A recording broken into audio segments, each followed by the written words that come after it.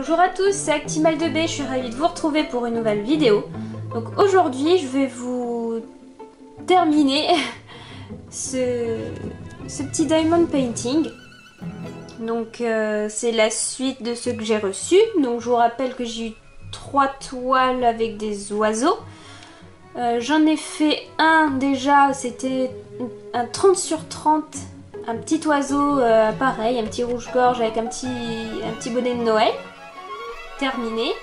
Là, celui-ci, c'est le deuxième 30 sur 40. Quasiment terminé. Je vais terminer avec vous. Il y a juste ce petit œil là à faire.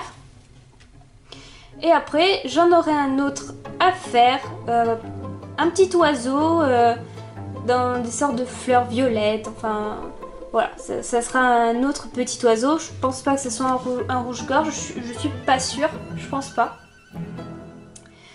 Et là, je vais vous dire un peu mon ressenti sur cette toile, donc 30 sur 40, donc c'est déjà plus grand que la toile précédente.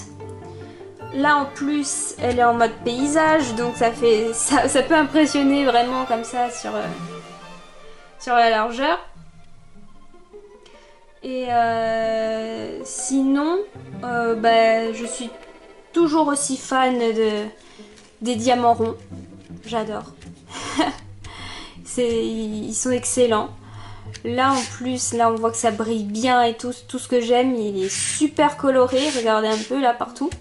Voilà, du rouge, du vert, du bleu, du blanc. Il y a vraiment pas mal de couleurs. Je le trouve vraiment pas mal. Ensuite, ouais, bon, le petit bémol, mais ça fait partie du jeu. Hein. Il y a pas mal d'aplats. De gros aplats de couleurs.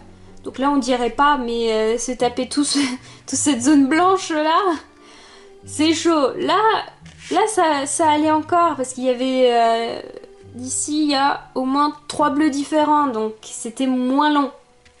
Mais là ce gros bloc de blanc là, c'était chaud quoi. Donc voilà. Sinon le toucher toujours aussi agréable. Comme si on mettait ses mains dans les lentilles. Les lentilles en vrac. C'est kiffant. Ça fait du bien. Donc, je vais vous montrer la petite zone que j'ai à faire. Donc, j'ai pris, voilà, les outils qui allaient avec. Les sachets donc qui me manquaient pour la couleur. Le petit plateau et le petit stylo. Donc, voilà. Je rappelle, parce que c'est écrit là, les toiles m'ont été envoyées par A-Diamond Painting. C'est écrit ici. Ensuite là, on a la petite table des matières. Et on l'a également de l'autre côté. C'est assez clair, c'est simple, c'est voilà, pratique. Donc, je pense zoomer un peu plus sur notre ami. Donc là je peux pas faire mieux parce que malheureusement il est tout en haut de la toile et vu que pour filmer et montrer la toile entièrement il faut que je mette la caméra dans un endroit bien spécifique, En fait elle est devant moi la caméra, d'habitude moi j'aime bien mettre ma caméra sur le bureau mais bon. Voilà, on va pas chipoter, on va faire comme on peut. Donc là le petit œil ça va être rapide hein. Donc là le cœur ça correspond à 1. Bon j'ai pas vraiment besoin de vider toute la plaquette hein, parce qu'il n'y a que 3 perles à mettre. Oh j'avais versé 3 d'un. Oh zut. Après moi je secoue comme ça. Et là hop. Et on cherche les petits cœurs. Un ici. Un là. Et un dernier là. Bon, après là c'est un peu gavant sur les côtés ça. Il y a les rebords de colle qui me collent aux vêtements. Donc il y a des moumoutes collées partout. Sur tout le tour. Je sais pas si on peut le voir ici. Il y a des moumoutes partout. Ah bah oui hein, bon. Des fois la protection je suis obligée de l'enlever hein. Mais bon.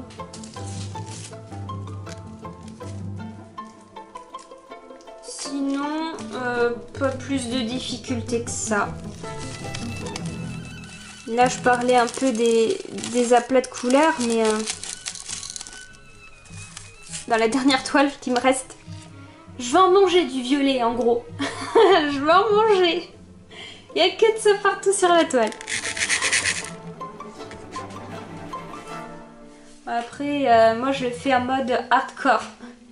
C'est que normalement, là, sur le stylo, comme on peut voir, donc là, on a la partie simple pour prendre les diamants.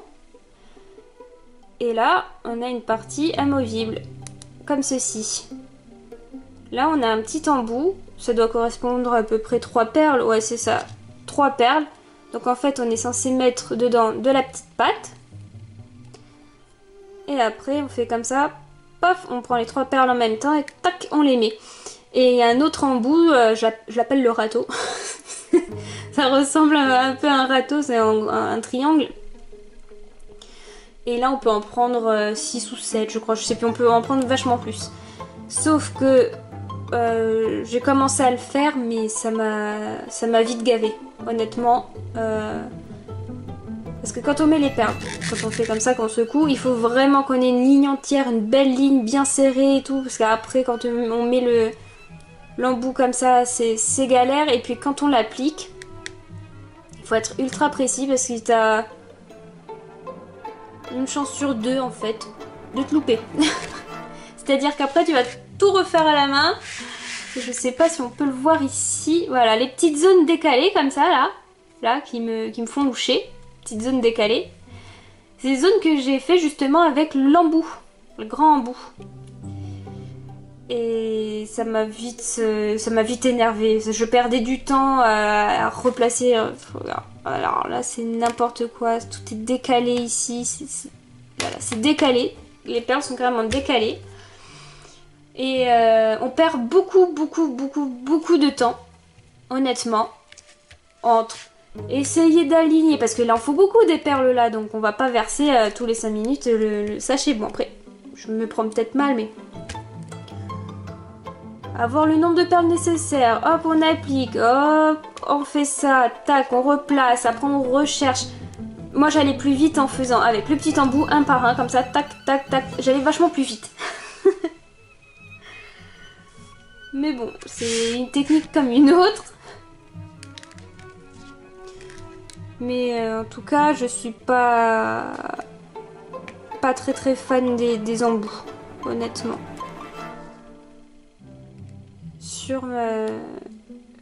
J'en avais fait un au début, je crois que c'était les petits oiseaux amoureux là, je sais plus le nom, où ils étaient ultra colorés et le fond il était rose, donc là l'aplat de rose était énorme. Et c'était mon premier DP que je faisais. Et dans ce DP là, il y avait la pince à épiler qui était fournie avec. Je savais pas trop comment m'y prendre. Et j'ai tout fait la pince à épiler, après j'en ai eu marre, j'ai pris le stylo. Donc voilà, j'aime la difficulté, on va dire. Donc là, oh super, alors j'ai fait tomber le sachet. Par chance, il y a 0 perle sortie. Et en plus, sachet numéro 13 quoi. Ouh. Hop, je range. Notre oiseau est terminé. Donc c'était une petite vidéo comme ça assez rapide. Donc je vais dézoomer. Donc voilà le petit oiseau terminé, ce que ça donne en fait. Ah, je suis fan, j'aime bien, c'est mignon. Ensuite je rappelle que ces toiles, il faut les regarder de loin parce que sinon de près on voit... Quand on se colle à la toile, en fait, on voit pas tous ces petits détails dans les plumes, dans les plumes et tout. Et en fait, de loin, il est vachement beau. J'aime bien. Donc voilà ce que ça donne. Le petit oiseau posé là sur son hou ou son gui. Ah, c'est toujours pareil. Je n'ai toujours pas trouvé. Voilà, avec un peu de neige dessus, tout, la petite maison là au fond. Franchement, c'est super beau avec la fumée. Alors là, je me demandais toujours ce que c'était, mais en fait, je viens de me rendre compte que c'était de la fumée au fond. pas mal.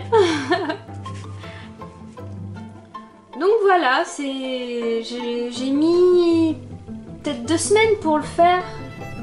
Un peu plus, je sais pas. Bon, après, j'ai pas fait tous les jours non plus. Donc voilà, moi en tout cas, ça me vide la tête. C'est bien à faire. Et ben, qui dit fin de Piu Piu là, ça veut dire début de l'autre Piu Piu. J'ai une dernière toile qui m'attend. Donc voilà, c'était vraiment rapide pour montrer un peu. Donc n'hésitez pas à laisser des commentaires. Oui, les commentaires vont marcher sur la vidéo. Je dis ça à chaque vidéo parce que maintenant j'ai peur d'être censurée à chaque fois par YouTube. Avec leur nouveau règlement là, ce qui est pour enfants et pas pour enfants. Alors maintenant, chaque fois en vidéo je dis j'espère que ça va passer. Et donc les commentaires normalement c'est ok. Abonnez-vous à ma chaîne si c'est pas déjà fait. Laissez des pouces en l'air comme ça. Ouh, ça fait toujours plaisir. Et si vous avez d'autres... surtout pour les brodeux, si vous avez d'autres techniques à m'enseigner, je suis preneuse. Je suis sûre qu'il doit en avoir. Donc voilà, n'hésitez pas. Et en tout cas, je vous dis à plus et prenez soin de vous.